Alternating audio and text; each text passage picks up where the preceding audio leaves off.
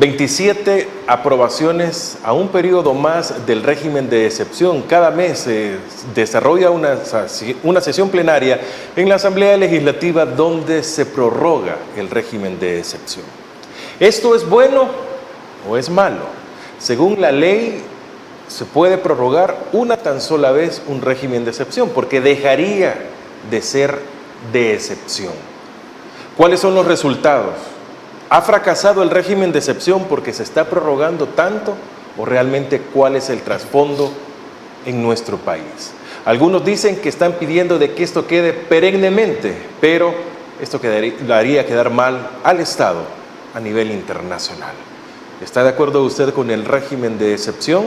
No sé, piénsalo. Buenas noches, qué bueno estar con todos ustedes. Bienvenidos a este espacio de los miércoles a las 8 acá en Canal 8. Soy Francisco Gómez, tengo el gusto de que estaré acompañándoles durante una hora con la producción de Mix de Medio. Puede buscarnos en nuestra fanpage como Mix de Medio, al igual que en nuestro canal de YouTube y en X como Mix de Medio. Esta transmisión es en simultáneo con 106.9 FM Radio. Hoy tengo el gusto que me acompañe el abogado de la República, John Anthony Cruz, está con nosotros. Qué gusto, bienvenido. Gracias, Francisco, un gusto poder acompañarte y a toda la teleaudiencia que sintoniza este programa y que nos permite de alguna forma vertir nuestra opinión, que resulta un tanto incómoda para una parte de la población, pero que es necesaria a fin de cuentas. Bueno, John Anthony, estamos bastante claros de que no vivimos los mejores momentos.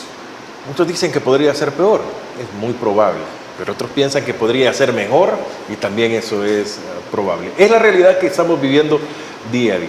El régimen de excepción hoy será aprobado nuevamente un mes más para que se pueda tener este régimen. ¿En qué momento, John Anthony, deja de ser de excepción este régimen?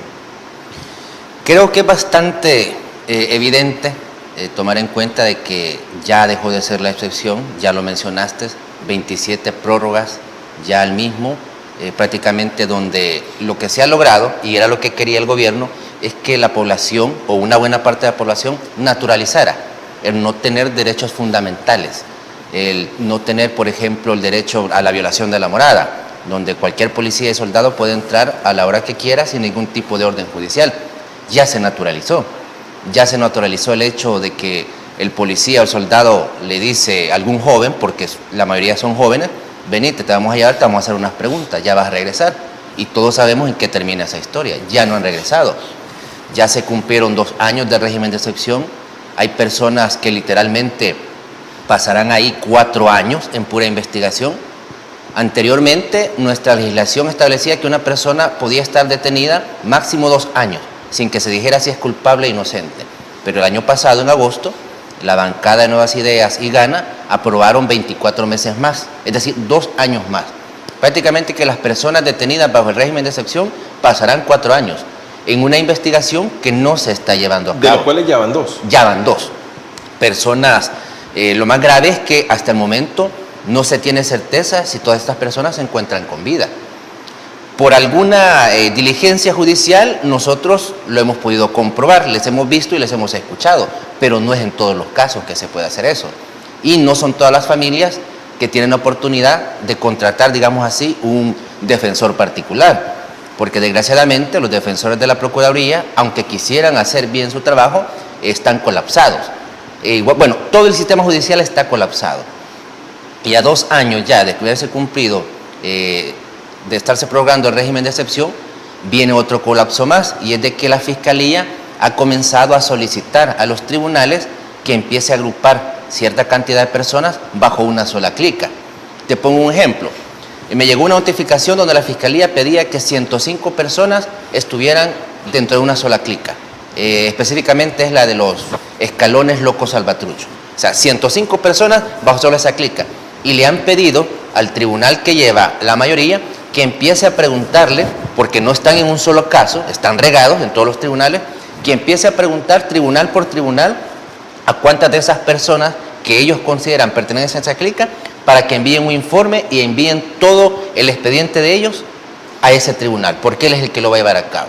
Esto implica que hay expedientes, por ejemplo, que tienen más de 50 folders, por ejemplo, y cada folder tiene más de 200 páginas. Hay que buscar uno por uno para ver si esas personas se encuentran ahí, sacar esa parte que le corresponde a él y enviarla a ese tribunal. Es decir, es un colapso que se viene bastante agobiante, pues. Creo que acá ya los jueces contra el crimen organizado están comenzando a ver las consecuencias de haberle concedido todo lo que la Fiscalía pedía, de hacer esas audiencias, esas primeras audiencias masivas, mandar a cierta cantidad de personas a un centro penal sin el mayor indicio que pertenezcan a pandillas. Y ahora el sistema está colapsado. Los jueces se lo dicen a uno en los escritos que uno presenta, que en la medida de lo posible evitemos estar pidiendo tantas diligencias para ya no agobiar más la carga laboral que tienen. Es decir, ya los jueces comienzan a quejarse, pero no es un asunto nuestro. O sea, en mi caso, yo soy defensor, yo no soy el responsable de que cierto tribunal esté colapsado, porque no fui yo quien estuvo solicitando y autorizando todo lo que la Fiscalía pide en las primeras audiencias. Es decir, el sistema judicial ya está colapsado y viene para peor. Y desgraciadamente van a pagar las consecuencias las miles de personas inocentes. Debería entender algo. El régimen de excepción, las pandillas, la delincuencia común y el órgano judicial, los trabajadores judiciales, son temas completamente diferentes, todos envueltos en el régimen de excepción y todos con sus problemas. Así es. Yo siempre lo he mantenido. Contra los empleados judiciales no tengo nada, porque al fin de cuentas ellos son simples empleados. Al final son los jueces contra el crimen quienes autorizan y legitiman todo lo que la Fiscalía llega y pide. Yo lo he dicho en otros programas. Da risa ver que llega un fiscal, de estos fiscalitos que yo les digo fiscalitos conflict, porque pareciera que los encontraron en una caja de cereal, les echaron agua y los hicieron fiscales. Llegan con una acusación contra 50 personas y en menos de 5 minutos le piden al juez que decrete 6 meses de instrucción con detención y la reserva total del caso para 50 personas. O sea, es una audiencia que tendría que durar por lo menos una semana para individualizar a cada persona. Sin embargo, a menos de 5 minutos y las audiencias duran menos de media hora, el juez les concede todo. Ahora el sistema ha colapsado. Ahí sí los jueces son los responsables. Los empleados judiciales al final simplemente son empleados. Y ellos me lo han mencionado a veces, que les ha tocado trabajar fines de semana. Obviamente que eso no es pagado hasta altas horas de la noche. Es decir, al final la vorágine del régimen de excepción va avanzando por todos los ámbitos. Y es lo que yo siempre he dicho. Únicamente tienen que esperar sentados. Pero la vorágine del régimen avanzará. Y no es necesario que lo lleven a usted detenido y lo acusan de agrupaciones ilícitas. De una u otra forma, el régimen le alcanzará, como ha alcanzado al centro histórico de San Salvador. Y ya no solamente al comercio informal, alcanzó al comercio formal. Y para muestra, pues, un botón. Y bueno, lo más reciente, pues, las personas desalojadas de la zona de la Costa del Sol, el régimen le llegó. Las detuvieron, no, pero le llegó el régimen. El régimen, entiendo, surge último fin de semana de marzo 2022 por 80 y pico de asesinados en esa oportunidad adjudicados, y se lo adjudicaban también las pandillas. No ha servido únicamente para eso, sino que se utiliza para otras formas de amedrentamiento a la población. Sí, en este caso también hay otro dato curioso, y es de que en los otros programas de entrevista, porque no todos aceptan invitar personas disidentes, llamémosle así, o que tengan una opinión contraria a lo que el gobierno hace. Habían opiniones de, panelistas, conocedores de política, que en un principio adulaban con bastante frecuencia al gobierno. Sin embargo, hoy, no voy a mencionar nombres, ya comenzamos a escucharles ya en un tono diferente, porque ya comenzaron a reconocer que el régimen de excepción no puede ser una política pública. No es una política pública, pero con el régimen de excepción han reordenado, dicen ellos, el centro histórico. Con el régimen de excepción, las alcaldías han evitado que los sindicatos, que ahí funcionan, protesten. Con el régimen de excepción, han hecho y deshecho. Ya prácticamente el régimen de excepción se ha convertido ya en un arma. Yo le llamo un machete, con el cual, pues, a través del miedo, hacen y deshacen. Entonces, el régimen de excepción ya dejó de ser un tema de seguridad pública, y el gobierno ha visto que le ha funcionado bastante bien. Bueno, está con nosotros John Anthony Cruz, abogado de la República. Él narra también las historias del régimen. Vamos a hacer una pausa. Continúe con nosotros. Buenas noches.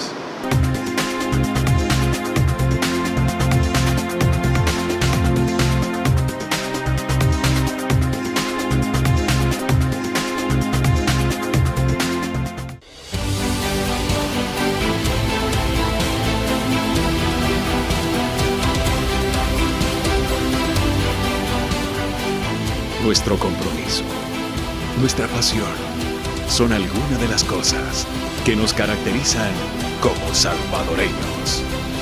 Farmacia La Buena, la farmacia de todos.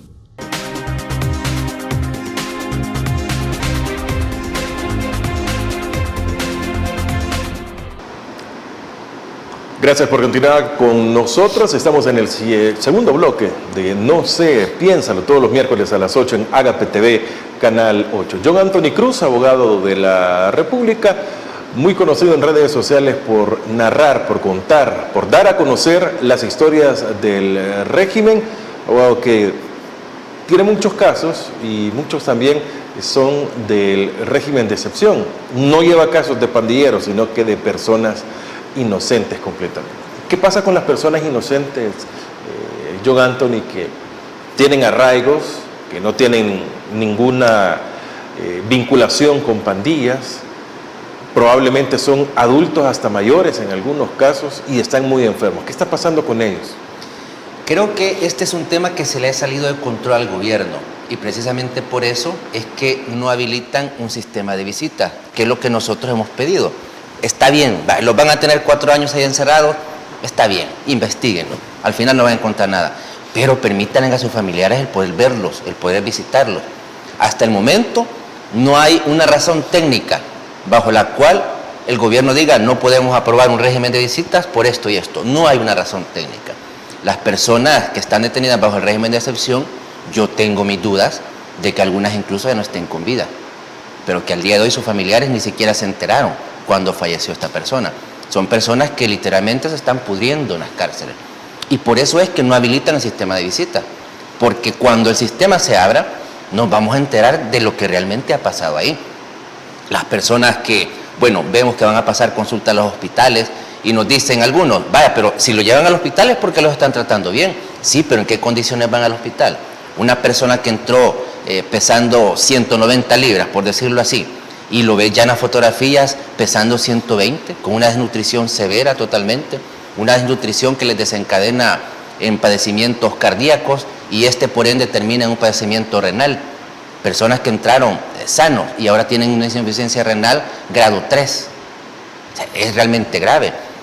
Creo que por eso es que no habilitan este sistema de visita y no abren el sistema, porque nos vamos a enterar lo que realmente está pasando. Y creo yo que a estas alturas los tribunales contra el crimen ya están enredados y ya no encuentran cómo hacer. No saben, creo yo, cómo van a llevar a cabo estas segundas audiencias, que van a ser audiencias masivas. Creo que están colapsados. O sea, es decir, ni el mismo sistema no sabe qué hará con estas personas. Porque como en un principio pensamos que iban a ser únicamente los 2 años y luego iban a comenzar a liberar, ojo, a liberar las personas inocentes. Quien tiene un tratado elusivo a pandilla, él ya no va a salir. Eso está claro en la ley. Pero las demás personas que tienen arraigos, que tenían trabajo fijo, incluso empleados de gobierno, empleados del MOP, agentes del CAN, empleados de CEPA, pues personas que tenían arraigos, casa propia, vehículos, casados, con hijos, y aún así los jueces contra el crimen no valoraron eso. Ahora han comenzado... ¿No valoraron o ni siquiera lo conocieron? No lo conocieron. Desgraciadamente los abogados, y aquí hago mea culpa, ya naturalizamos el hecho que en la primera audiencia no pasa nada positivo. No. Y ya incluso nos mantenemos y decimos, no, arraigos en esta primera no, porque va a ser una evaluación masiva, no van a revisar los documentos, mejor esperémonos para una audiencia especial. Ya naturalizamos que en la primera audiencia no va a pasar nada positivo. Se normaliza. Se normalizó y ya lo hicimos costumbre. Siempre le decimos a la familia, esperémonos, arreguemos bien los documentos y pidamos una especial. Pero en la primera, que es donde el juez tiene que decidir bajo qué medida esa persona va a seguir siendo investigada, no sucede, porque ya sabemos que el juez le va a conceder todo a la fiscalía y va a mandar a esa persona 6 meses a podrirse a un centro penal. Quiero entender algo. Cuando usted menciona que el juez le aprueba, le avala, le da todo a la fiscalía, en nivel jerárquico, ¿quién está arriba de quién? ¿La Fiscalía General de la República o los juzgados, un juez, un tribunal? La Fiscalía General de la República tiene a su cargo la dirección de la investigación, pero quien evalúa si esa investigación es procedente o no es el juez contra el crimen. Pero ahora se voltea todo. Creo yo que los jueces tienen una especie de temor, primero por conservar su empleo y luego pues algún tipo de consecuencia más grande que pueda haber cuando ellas comiencen a deliberar contrario a lo que la Fiscalía pida. Todavía hay jueces, yo le llamo de la vieja escuela, que no fueron puestos por este gobierno, que más o menos se rebuscan por aplicar el debido proceso y resuelven conforme a derecho, pero son pocos, muy pocos. Es problemático, sin duda, esto que está sucediendo. ¿En algún momento va a llegar una evaluación a todos los que han impartido justicia? Tiene que llegar. Yo siempre he dicho que no será hoy, ni mañana, ni pasado mañana, pero será. Y que cuando eso llegue, yo soy del criterio que incluso todas estas personas, y lo digo con propiedad, jueces contra el crimen, fiscales, agentes de la policía, soldados, cuyos nombres están en los expedientes. Ahí se lee quién fue el que arrestó a esa persona, que hoy ya está muerta, por ejemplo. Ahí se sabe qué juez es el que está a cargo. Cuando todo esto pase, va a ser necesario incluso quizá instalar una especie de corte especial, porque lo que va a pasar es que vamos a colapsar más el sistema judicial, que ya va a estar colapsado. Va a ser necesario instalar una corte especial solo para ventilar todo lo que ha pasado bajo el régimen de excepción. Personas, ya lo he mencionado, personas con una discapacidad mental evidente, que nunca tuvo que haber entrado a un centro penal porque es inimputable, que no fue advertido eso por la Fiscalía, primero porque el fiscal nunca lo vio, el juez tampoco, es decir, a lo ciego enviaron a una persona y varios de ellos ya están muertos. Todo eso va a tener que ser investigado en una corte especial. Creo yo que lo amerita. Claro, falta para eso, pero será necesario. ¿Y el sistema de justicia lo permitirá? Tendría que hacerse vía Asamblea Legislativa. La Asamblea actual lo permitirá.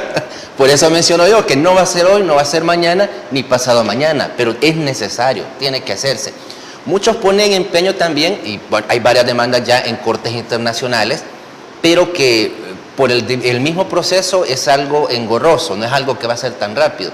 Pero sí, vía Asamblea Legislativa se puede, vía decreto legislativo, autorizar la creación de una corte especial que ventile todo lo que ha pasado bajo el régimen de excepción. Creo yo que es necesario, va a ser necesario y urgente en su momento. En la radio esta semana pude hablar con la abogada y periodista Lucrecia Landaverde y le preguntaba, misma pregunta que le hago a nuestro invitado John Anthony Cruz, ¿hay independencia en el sistema judicial de El Salvador? No. ¿Por qué? No la hay. Es un poder del Estado. Empezamos por los magistrados que son usurpadores, que son magistrados de la Sala del Constitucional, que es la máxima, por decirlo así, autoridad del órgano judicial.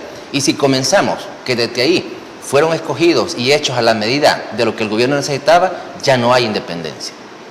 Algunos jueces todavía se rebuscan en aplicar el debido proceso, pero lo hacen de manera tímida, y a veces porque el caso es demasiado evidente, que esa persona es inocente y no pertenece a pandilla, pero ya son pocos los que van quedando. Pero hoy por hoy independencia judicial no existe en El Salvador. ¿Y quién manda? Manda el gobierno, Casa Presidencial. Siguen siendo 3 poderes del Estado, pero ¿hay independencia de los 3? Nominalmente siguen siendo 3, pero en la práctica es uno nada más el que controla todo, es Casa Presidencial. El Ejecutivo controla la Asamblea Legislativa y el órgano judicial. Y esto no es necesario, pues, meternos en, porque los seguidores del gobierno me piden probarlo, mostrar pruebas. No se necesita, es evidente. Y siempre se los digo a los seguidores del gobierno, ustedes no necesitan pruebas, creo que necesitan un cambio de cerebro. Simple, eso es evidente. ¿Tan duro? Sí, así es. Es que están cegados. Hay una frase por ahí que un amigo dice, están viendo, pero no quieren ver. En el interior ellos saben también que el país no es muy correcto lo que está pasando. No vamos para nada bueno, pero el mismo sesgo partidario, creo yo, no les permite decirlo abiertamente, pero se sabe perfectamente. ¿Es un fanatismo o es un temor? Ambos. Empezó siendo un fanatismo, ahora considero yo que ya es un temor.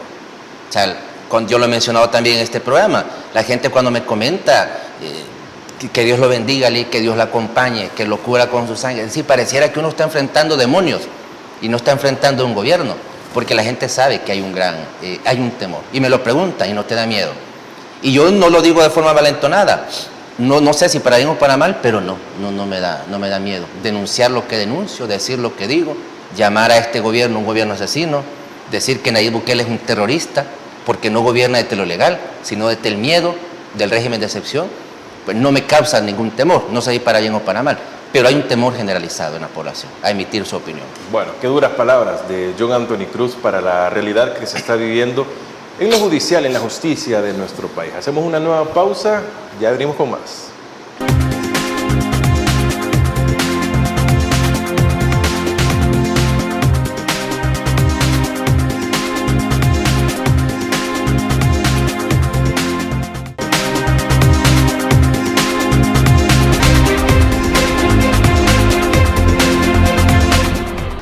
Ya estamos en el tercer bloque de No se piensa. Comente en las transmisiones que tenemos en redes sociales, en Facebook, en nuestro canal de YouTube. Por cierto, suscríbase, búsquenos como Mix de Medio, que es la productora para Agape TV Canal 8, y también lo pueden hacer en 106.9 FM Radio. John Anthony Cruz, abogado de la República, está con nosotros. John Anthony, estamos en una etapa que viene el cambio de gobierno, únicamente de quinquenio, porque los personajes prácticamente son los mismos. ¿Qué vislumbra en el ámbito judicial para nuestro país? En el ámbito judicial será más de lo mismo, pero recargado. El sistema ya está colapsado, lo vengo mencionando desde el inicio de esta entrevista, y vamos para más.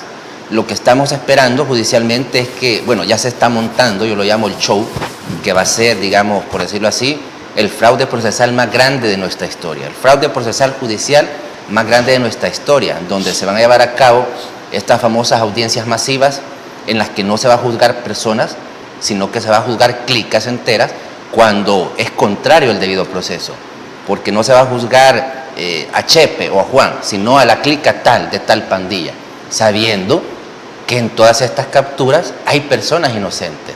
Y no lo he aceptado, no lo hemos dicho nosotros, ya lo aceptó el gobierno, lo aceptó el ministro de Seguridad, que se han cometido errores.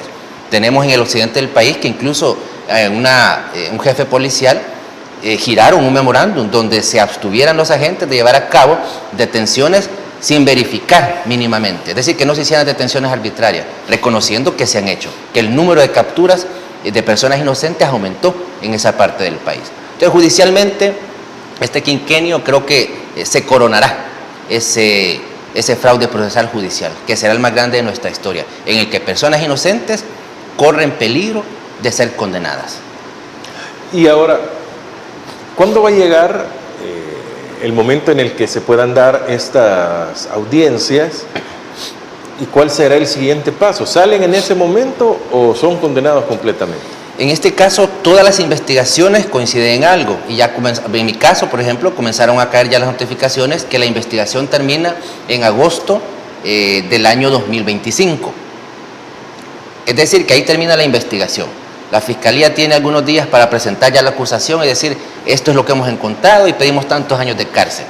En todo lo que nos notifican a nosotros nos pronunciamos, presentamos las pruebas. Las segundas audiencias vendrán realizándose a finales de 2025 o principios de 2026. En esas segundas audiencias, la persona que no debe nada tiene que ser puesta en libertad, bajo medidas, mientras se llega a la vista pública.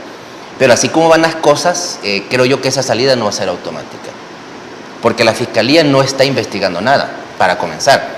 Todas las diligencias de investigación que se hacen es porque uno las solicita. De lo contrario, la Fiscalía no hace nada.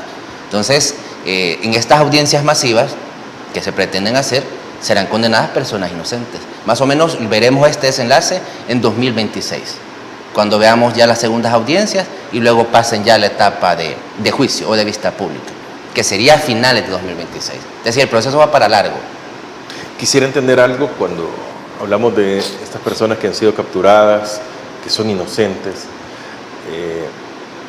¿Qué pasa si siguen falleciendo personas dentro de los penales? ¿Qué pasa con esos juicios? ¿Simplemente se acaba porque ya falleció?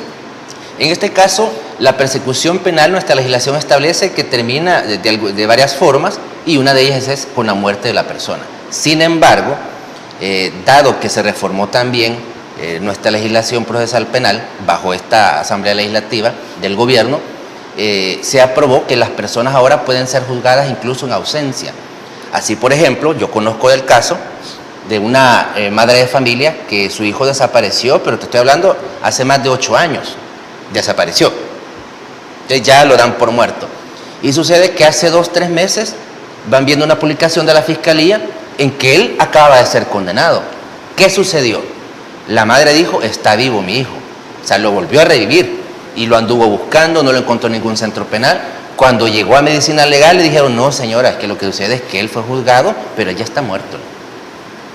O sea, ¿qué pasó con esta señora? La volvieron a revictimizar. Ya estaba superando la desaparición de su hijo. Lo vuelven a revivir, ella alegre, la más contenta del mundo. El hermano me contactó, mire, está vivo, aquel está vivo. Y cuando llegó a medicina legal le dijeron, no, él está muerto. Lo que pasa es que lo condenaron a ausencia, pero él está muerto. O sea, es una situación bastante delicada por todo esto que han aprobado.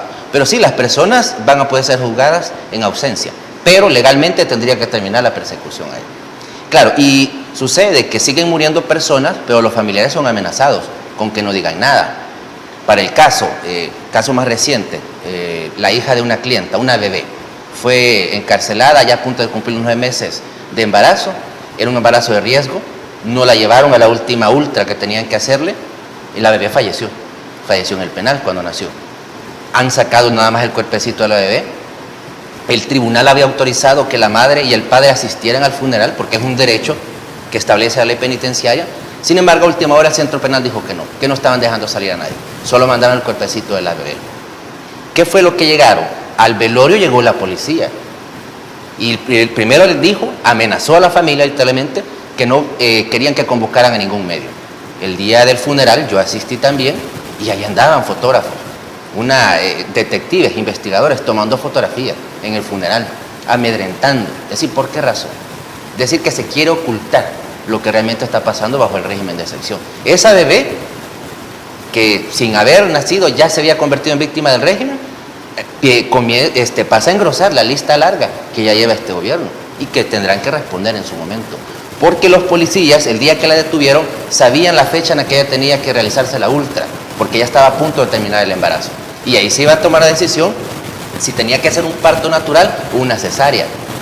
Y al parecer fue un parto natural cuando no tenía que hacerse, porque la niña venía en posición cruzada, no estaba en posición de nacer. O sea, la bebé falleció por negligencia. Es decir, una muerte sistemática. A esa bebé la mató el gobierno. Pero y en este caso, la bebé, ¿cuál era el delito? Ninguno. Y es más, el tribunal, el día que tuvo la primera audiencia, la jueza tuvo a bien, porque observó el estado de gravidez en el que ella estaba, a punto de cumplir 9 meses de embarazo, en posición cruzada, autorizó las medidas sustitutivas. Es decir, a ella se le autorizó salir y que pudiera tener su embarazo y su parto pues, de la forma más segura posible. A la hora de que iba a ser puesta en libertad en el centro penal, la volvieron a recapturar. Yo quisiera entender algo y quiero meter un actor más. La Dirección General de Centros Penales. ¿Qué papel juega ante Fiscalía General de la República y ante el sistema judicial? La Dirección General de Centros Penales no tiene ningún tipo de jurisdicción. Es un auxiliar del sistema de justicia. Según nuestra legislación, quienes mandan, porque así se tiene que decir, y quienes deciden sobre lo que sucede en los centros penales son los jueces, porque ellos son los que tienen a cargo a las personas. La Dirección de Centros Penales nada más es un auxiliar. Sin embargo, en las circunstancias en las que se encuentra nuestro país, hoy centros penales se toman la determinación de poner en libertad a las personas cuando ellos quieran. Hay personas que tienen ya 3, 4 meses de tener la famosa carta de libertad y no son puestas en libertad, simplemente porque el centro penal no quiere, porque el director del centro penal no quiere. ¿Pero y qué autoridad tiene? Legalmente no la tienen, sin embargo estamos en el mundo al revés y el país no se encuentra en el mejor momento y así es como están las cosas. Hoy, por ejemplo, pedir que se evalúe a un cliente en un centro penal, medicina legal, el juez lo autoriza, le dice a medicina legal que lo evalúe y ¿qué sucede? Centros penales no lo deja entrar, que necesita que la dirección de centros penales autorice la entrada, cuando eso no es así. Quienes deciden quién entra o quién sale del centro penal son los jueces y juezas. Sin embargo, como lo he mencionado, pues, estamos en el mundo al revés y hoy por hoy estamos en una inseguridad jurídica. Todo lo que me mencionabas y me preguntás es debido a eso, que en El Salvador hay inseguridad jurídica. Eso lo mantengo.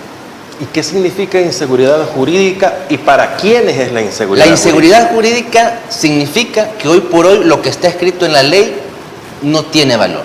Se depende de la voluntad de un funcionario público. Dependemos del buen humor o mal humor que ande un policía o un soldado. Yo le digo a las personas que están en el exterior, por ejemplo, que en el pasado tuvieron algún tipo de percance o proceso judicial, que no regresen al país mientras no solucionen esa situación, porque en el aeropuerto van a ser detenidos.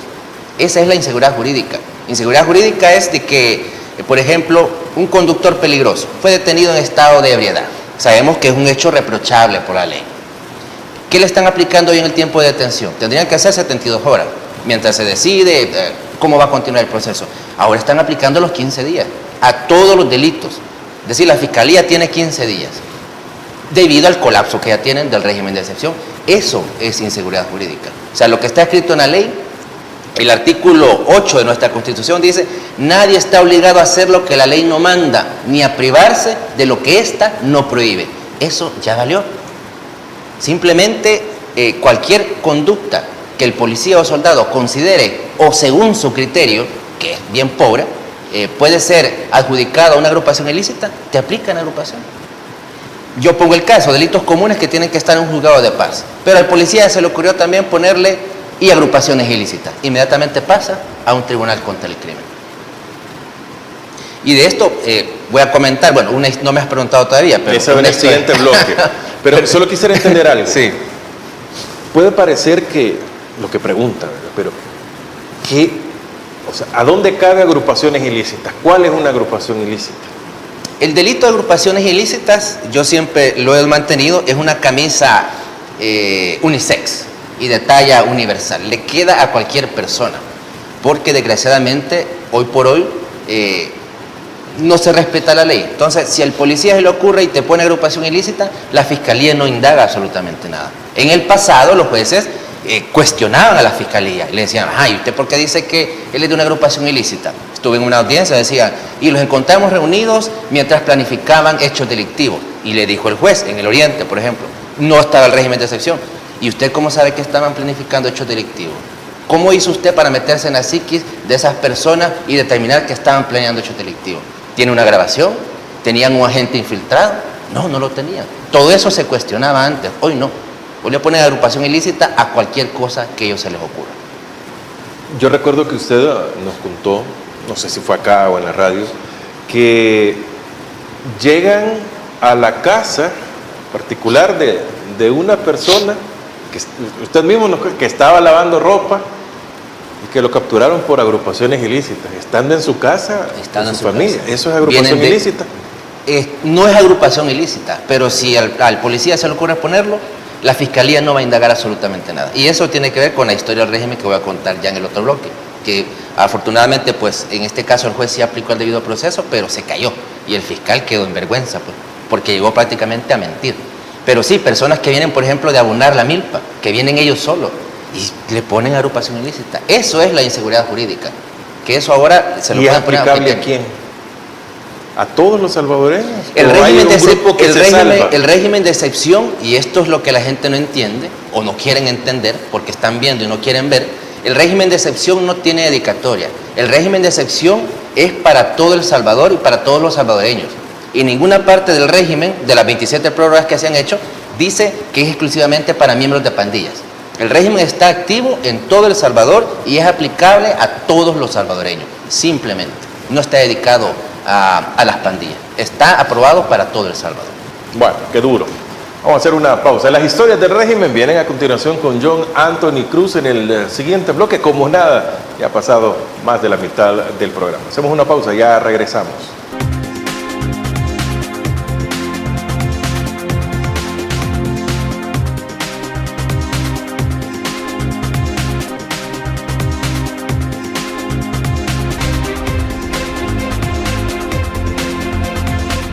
La idea, siempre les digo, del programa es que lo comente, que lo analice, que lo hable con sus familias, con sus compañeros de trabajo, con sus amigos, en fin, y que se llegue a una reflexión de saber nosotros de qué lado estamos, o si estamos o no estamos haciendo bien las cosas, o de qué nos debemos de prevenir.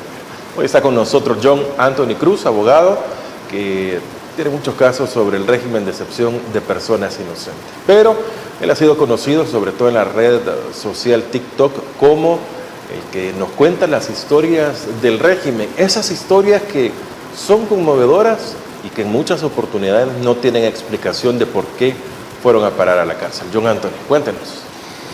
Bueno, contemos historias del régimen de excepción.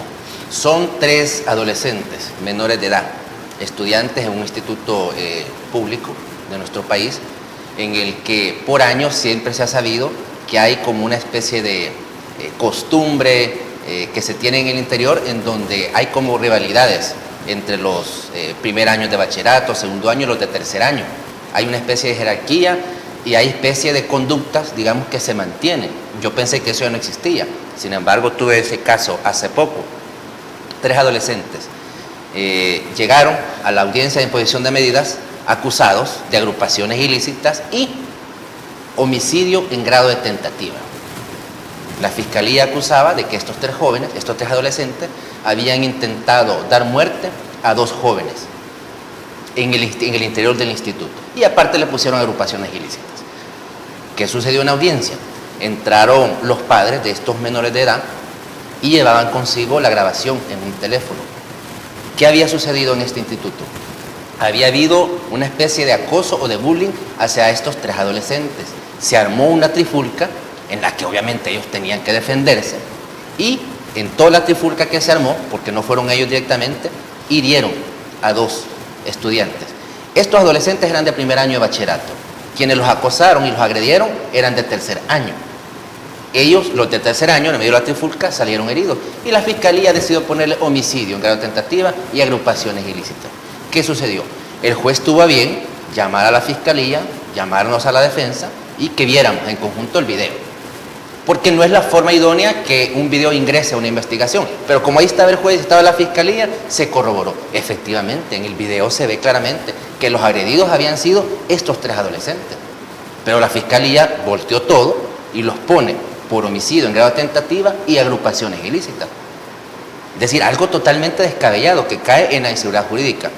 Afortunadamente para estos jóvenes, el juez que estuvo a cargo esta audiencia es de los jueces de la vieja escuela, no es de los jueces que ha puesto el gobierno, y resolvió conforme a derecho, decretando pues medidas sustitutivas y le dio 3 meses a la fiscalía para que investigue más.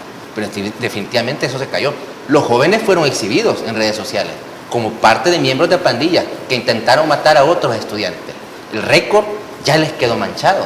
Pasaron 15 días detenidos. Claro, se le llama un internamiento, pero igual, si bien es cierto, no pasan por una Bartolina, pero pasan por el centro del ISNA, que al fin de cuentas es un centro penal. Es decir, la angustia de los jóvenes, la angustia de los padres, todo porque el fiscal no indagó y quedó en vergüenza porque él ahí mismo vio que efectivamente, no investigó nada y simplemente le salió fácil poner agrupaciones ilícitas y homicidio en grado de tentativa. Esa es la inseguridad jurídica. En estos casos, ¿cómo queda estas personas manchadas, estos jóvenes manchados, como dice usted, su récord? ¿Cómo quedan los que los exponen ante los medios? Las instituciones, ¿qué papel juegan ahí?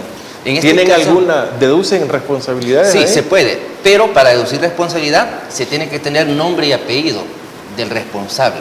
En este caso, fácilmente el director de ese centro educativo tendría que responder ante esto, porque fueron quienes, primero, ya sabemos que la policía hoy tiene libertad para ingresar a los centros escolares. Andan revisando cuadernos, es un acoso constante y es otra cuestión que quizás no tocamos muy a fondo, pero que es un arma de doble filo, porque nadie puede asegurar de que esta libertad que ahora tienen los policías de entrar a los centros escolares o que los directores de los centros escolares tienen para reportar alguna conducta antisocial de algún alumno no sea utilizado con un doble sentido para tapar, y lo voy a decir, acoso sexual, por ejemplo, hacia alumnas que sabemos que es normal en muchos centros escolares. Tapar, por ejemplo, algún acoso que algún policía cometa o que sirva como una amenaza para que alumnos accedan a este tipo de cuestiones. Creo que ya otros colegas ponían el mismo ejemplo, porque es lo primero que se viene a la mente. Es decir, que es un arma de doble filo, la libertad que se le ha dado. Y esta libertad fue la que permitió que estos jóvenes fueran expuestos en redes sociales como terroristas y como acusados de delito de homicidio en grado de tentativa, que no es un delito simple. Quisiera detenerme, John Anthony, en esta etapa en que seguimos viendo que a menores de edad son exhibidos, son capturados como pandilleros por una seña, por dibujos. ¿Esto es permitido? En el caso de los menores de edad es un proceso un poco diferente, pero ya vimos que son exhibidos, son adolescentes y en la mayoría de casos, te lo puedo asegurar con conocimiento, que son conductas que hoy por hoy no están tipificadas en nuestra legislación penal. De manera objetiva no tendrían por qué ser procesados o enviados a un centro penal en vías de investigación con la medida más gravosa, que es la detención provisional. En el caso de los menores se llama internamiento, pero a fin de cuentas está en un centro penal siempre. Para menores, pero es un centro penal. En este caso, de manera objetiva, no hay razón. Sin embargo, todo este tema de persecución que se ha instalado, de acoso, ¿quién va a determinar qué es una conducta antisocial? ¿Quién lo determina? ¿En nuestra legislación existe un delito que se llame antisocial? No. ¿Qué es lo antisocial? Es algo tan subjetivo. Y nuestra ley, nuestro proceso penal no es subjetivo, es objetivo. Subjetivamente me refiero a que va a depender de una conducta antisocial la opinión que tenga un profesor de que un alumno ande un tatuaje. Va a variar, un profesor le puede parecer, no tiene nada de malo que ande un tatuaje. Ojo, no alusivo a pandilla, no está mal, pero dirá otro profesor, no, para mí sí, esto es una conducta antisocial. Le hace la ficha, lo reporta a la policía. Y si el policía anda de mal humor, le va a poner agrupaciones ilícitas. ¿Quién determina eso que dice lo dictaminado por el ministerio?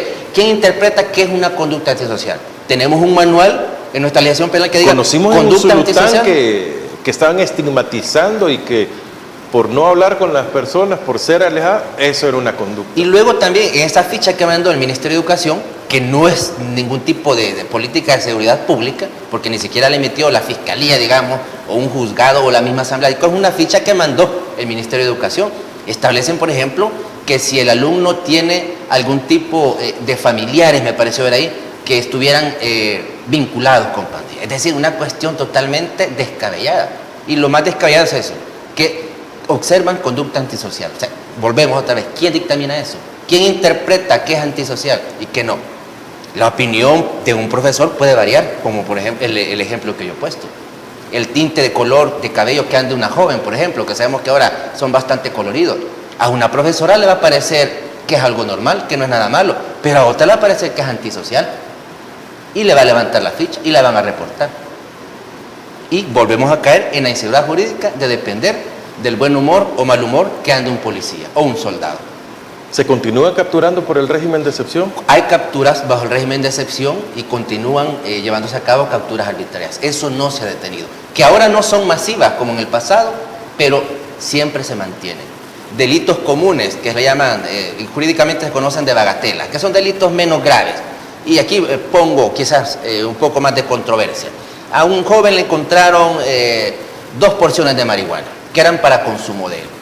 ¿Cuál es el delito? Posesión y tenencia. Simple, nada más. Eso pasa a un juzgado de paz y ahí se determina. Y en el mayor de los casos hay una salida alterna a ese proceso. Pero ¿qué pasa? Viene el policía y le puso posesión y tenencia simple y agrupaciones ilícitas. Ese joven ya no fue a un juzgado de paz, fue a un tribunal contra el crimen y fue enviado a podrirse a un centro penal. O sea, esa es la inseguridad jurídica. Es decir, depender del criterio de un policía que no es abogado. A pesar de las capturas que continúan y que el régimen continúa, ¿siguen habiendo pandilleros libres? Sí, es lo más extraño. A 2 años del régimen de excepción y de tener más de 70.000 capturas, que el gobierno juraba y perjuraba que todos eran pandilleros, se siguen deteniendo pandilleros con evidentes tatuajes alusivos a pandillas. Es la pregunta del millón. ¿Y por qué no están detenidos? ¿A dónde estaban? Pandilleros que están detenidos, por ejemplo, han sido capturados en el exterior. ¿Y en qué momento salieron? Pandilleros que ya conocemos, que estaban condenados, tendrían que estar en un centro penal y aparecieron en Estados Unidos. ¿En qué momento salieron? ¿Quién autorizó? Eso es lo extraño. 2 años de régimen de excepción, se dieron redadas masivas, capturas masivas, 200, 300 personas, pero siguen apareciendo pandilleros. ¿Por qué? Porque en el principio no se capturó únicamente delincuentes, sino únicamente se hizo número y se hicieron redadas masivas. Bueno, John Anthony Cruz está con nosotros. Hacemos una pausa y venimos con la parte final.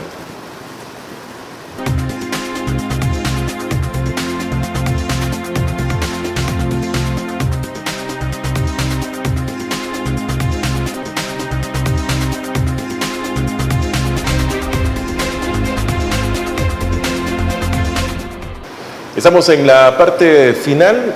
estamos haciendo un repaso al régimen de excepción. Muchos dirán, ¿qué ha cambiado esta plática a la de hace 2 años? Y les digo que ese es el problema, no ha cambiado, continúa igual y la violación a derechos humanos es grave. ¿Quién puede ayudarnos en toda esta violación a derechos humanos que lógicamente hace el Estado para tanto inocente? Que el margen de error, el porcentaje de margen de error ha sido superado por N cantidad de veces. ¿Quién puede ayudar ahí? En este caso, es una buena acotación la que haces, y es de que después de 2 años continuamos hablando de lo mismo y nuestra opinión no cambia. Los seguidores del gobierno en mis redes sociales me dicen, mira, ya aburrís con lo mismo, y yo se los he dicho. Bueno, en el último video se los dije, le mandé un mensaje especial a ellos. No tengo la intención de quedarme callado. Mis padres, Dios, la vida me permitió estar en este escenario en el que soy testigo en primera fila de los vejámenes jurídicos que los tribunales contra el crimen autorizan, y no pienso quedarme callado. En este caso es importante hacer ver a los familiares que tienen a un familiar detenido de forma arbitraria que se aboquen a las ONG, que son bien pocas hoy por hoy, y registren el caso de detención arbitraria que se ha llevado a cabo. Porque todo esto, y lo repito, no será hoy, ni mañana, ni pasado mañana, pero va a tener que hacerse algo. Tendrán que responder, alguien tendrá que hacerlo. Ya conocemos de demandas que están puestas en cortes internacionales, que en este caso, incluso ya un comité de la ONU que tiene que ver, está contra la tortura, ya hizo las primeras recomendaciones a El Salvador para que no se cometan violaciones a derechos humanos bajo el régimen de excepción. Bueno, ayer creo que Cristosal daba un informe al respecto. No se ha cumplido absolutamente nada de lo que recomendaron. Desgraciadamente, hoy por hoy, lo único que queda es registrar cada caso arbitrario, cada muerte que se registre. Ya llegará el momento de hacer valer o hacer justicia. Como ya lo dije, incluso en una corte especial que se instale en El Salvador. Pero tiene que registrarse cada caso. Hoy por hoy, desgraciadamente, El Salvador depende únicamente del Poder Legislativo. No hay Procuraduría para la Defensa de los Derechos Humanos. La Procuradora es simplemente un adorno que se encuentra ahí, pero no hacen absolutamente nada.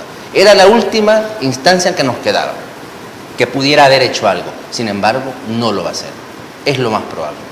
Bueno, ¿cómo lo encontramos en redes sociales y en cuáles redes sociales? Bueno, en redes sociales, en Facebook como John Anthony Cruz Quijano, y en TikTok, que digamos es mi boom, como Anthony Cruz. Ahí pueden buscarme, ahí salgo. Bueno, ahí me van a conocer y pues ahí nos encontramos en esas redes. Gracias por venir, John Anthony, y espero que nos cuente alguna historia positiva de vez en cuando, por lo menos. Bueno, muchas gracias a ti por la invitación y un saludo pues a la teleaudiencia que nos ha escuchado. Usted decide si es parte o no de una solución. Y me va a decir, es que estamos más tranquilos en la colonia, en mi comunidad, podemos andar un poco más de noche, ya no tenemos ataques de parte de pandilleros. Ese es el deber ser de un Estado, aplicar justicia, poner la paz para la población. Pero se le violan los derechos. ¿Qué es lo que tiene? ¿Libertad o tiene paz? Debemos de valorar de qué lado estamos y siempre pensar en que ese que han llevado, que nosotros conocemos y sabemos de sobra que no es pandillero, mañana puedo ser yo, mañana puede ser un familiar mío. Entonces no debemos de ser, o debemos de ser empáticos ante estas personas y también exigir justicia para toda la violación de derechos humanos. ¿De qué lado está usted? ¿Está de acuerdo o no? No sé. Piénsalo. Buenas noches, soy Francisco Gómez. Próximo miércoles estaré acompañándoles en este espacio para todos ustedes. Buenas noches.